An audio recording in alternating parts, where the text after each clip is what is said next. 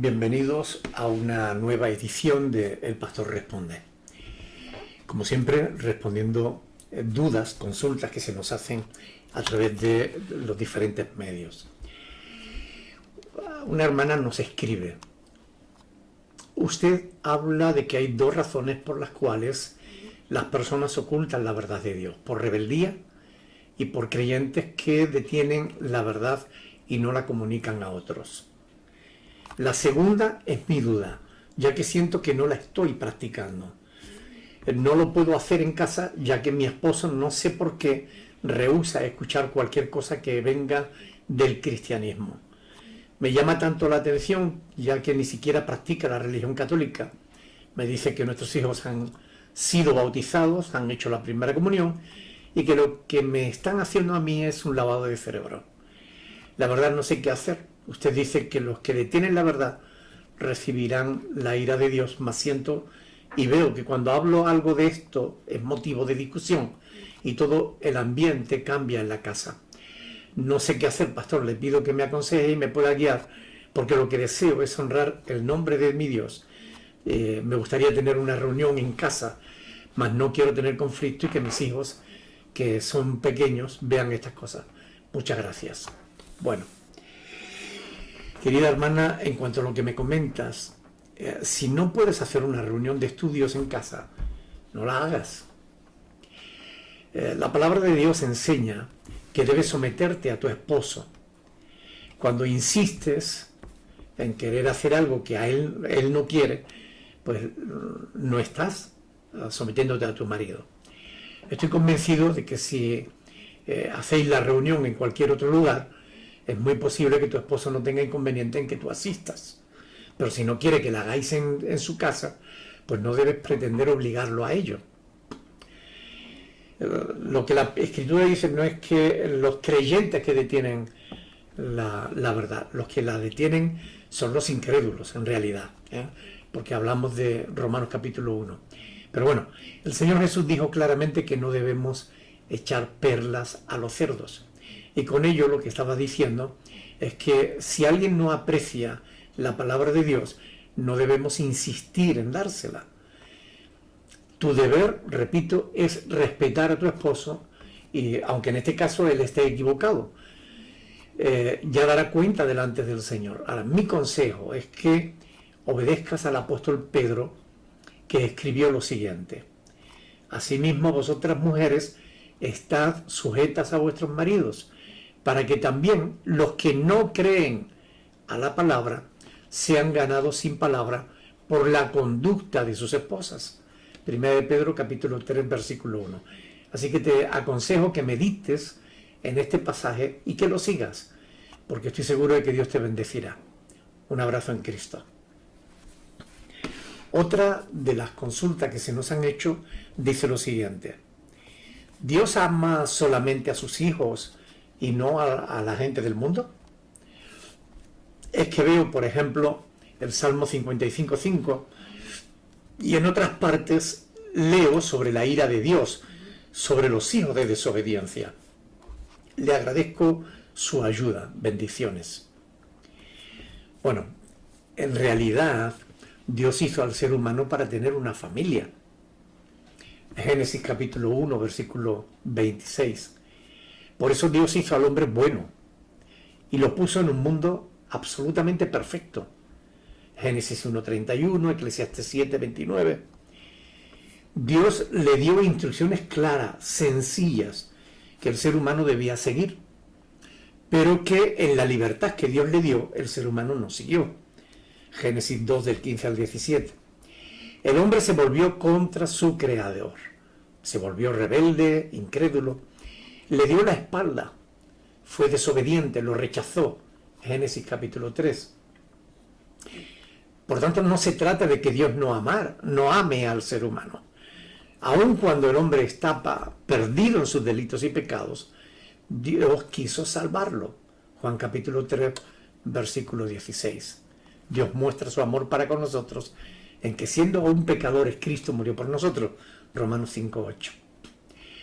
Por tanto, cuando Dios envía a su Hijo al mundo, el mundo mata al Hijo de Dios. Marcos 15 del 12 al 15. ¿Qué más podía hacer Dios? ¿Qué más? Isaías 5, versículo del 1 al 7.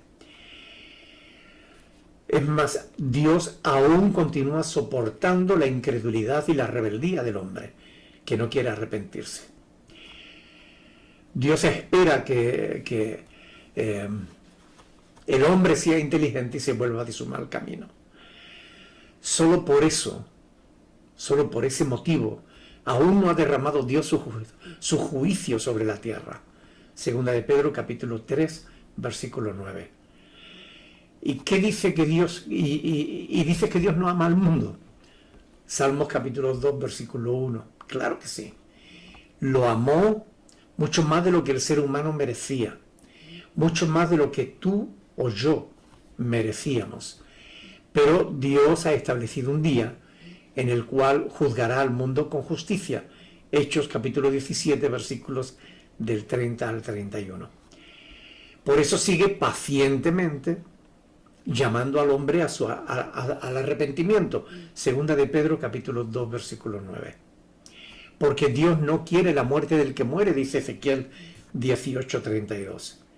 Pero si alguno finalmente acaba sufriendo la justicia de Dios, no será porque Dios no lo haya amado, sino porque se mantuvo en incredulidad, en rebeldía.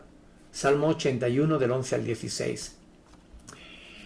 Tú hablas de la ira de Dios, ¿acaso tú no te enojas? Especialmente ante una injusticia.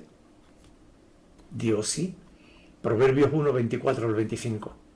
¿No tenemos los hombres leyes que procuran proteger a los inocentes de los malvados? ¿Acaso somos nosotros mejores que Dios? Jeremías capítulo 5, versículo 3. No todos los países, no conozco países que no tengan leyes o en los que no existan cárceles para encerrar a quienes lo merecen. ¿Por qué juzgamos nosotros a Dios? ¿Por qué no nos juzgamos mejor a nosotros mismos? Piensa, reflexiona y que Dios te bendiga. Otra consulta. Pastor, ¿cómo voy a poder sentir gozo con Dios si fallo a veces?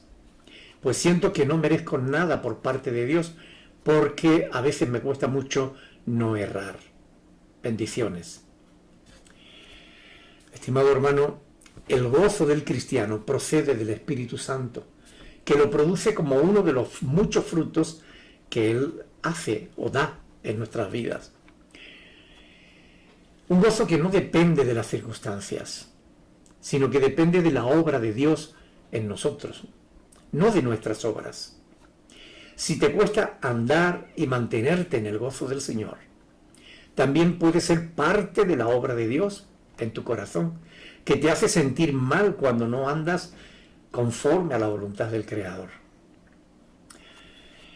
Por ejemplo, el rey David, cuando fue enfrentado por el profeta Natán por su pecado, dijo en oración de arrepentimiento: vuélveme el gozo de tu salvación. Salmo 51, 12.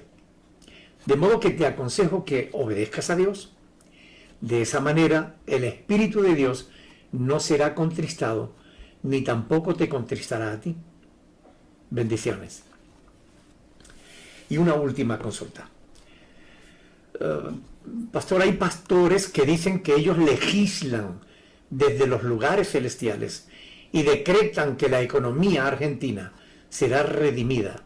¿Me puede explicar? Bueno, quienes dicen eso y cosas similares, desde luego no conocen las Sagradas Escrituras, que es la palabra de Dios. Porque la palabra de Dios está escrito que quien gobierna en los lugares celestiales es Dios, y nadie puede robarle su trono. Daniel capítulo 4, segunda de Crónicas 20 del 5 al 6.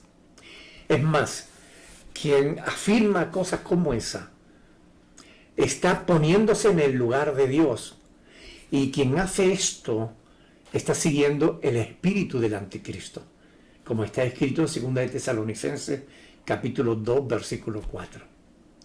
Hay que apartarse de este tipo de personas que enseñan o dicen estas cuestiones, estas cosas, porque son falsas y no son conforme a la verdad revelada en las Sagradas Escrituras.